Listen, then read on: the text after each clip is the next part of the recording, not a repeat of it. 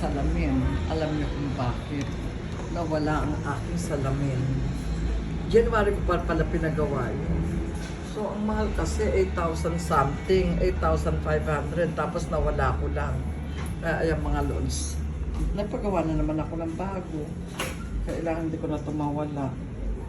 Yearly, 2 salamin hanggang 3 ako. Diba?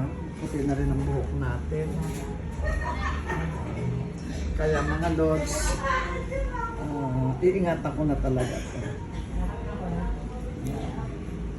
Ingatan ko na ang aking salamin dahil pag nawala na ito, naku, hindi na ako magpapagawa.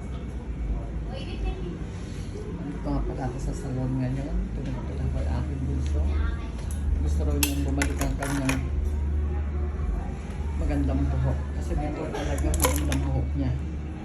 Walang makita ng split ends. Ngayon medyo yung dulo nagkakaroon ng split ends at nagda-dry. Okay, bye mga loves.